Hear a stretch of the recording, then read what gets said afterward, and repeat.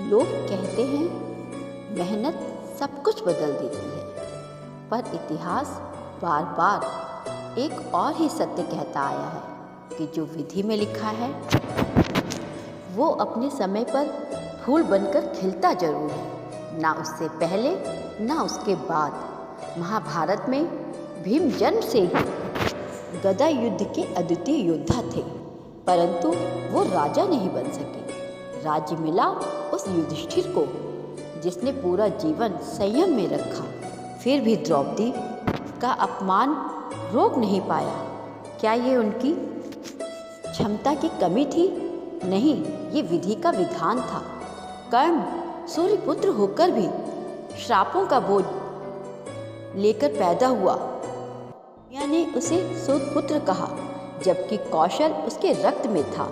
भगवान श्री कृष्ण ने भी कहा, कर्ण मैं तुम्हारी महानता बदल सकता हूँ, पर तुम्हारा भाग्य नहीं, क्योंकि उसे तो तुम जन्म से ही निभाने के लिए आए हो। बुद्ध के पिता ने उन्हें महल में बंद रखा, सोचकर कि घर कभी दुख ना देखें, और जब दुख नहीं देखेंगे तो सन्यासी भी नहीं बनेंगे।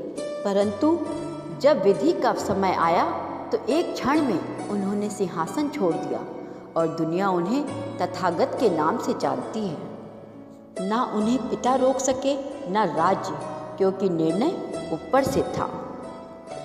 मीरा ने भी राजमहल छोड़ा, शाहजहां ने जेल में अपने अंतिम दिन गुजारे, छत्रपति शिवाजी महाराज का राज्य छीनने की सैकड़ों साजिशें हुई, पर जो उनका था वो किसी में हिम्मत नहीं हुई कि किसी में कि वो उनसे छीन सके।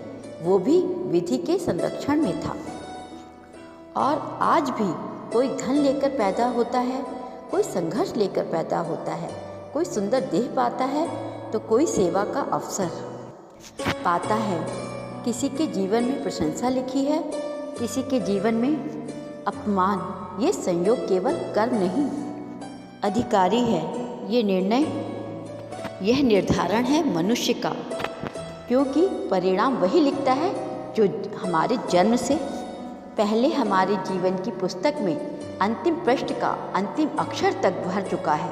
इसीलिए सरल रहो, सहज रहो, कर्म करते जाओ, फल की चिंता उस पर छोड़ दो, क्योंकि मुहूर्त ना जन्म का बदलता है न मृत्यु का, और जब ये दोनों ही निश्चित हैं तो बाकी सब हमारी पकड़ में तो है ही नहीं, सिवाय हमारे सद्कर्मों के।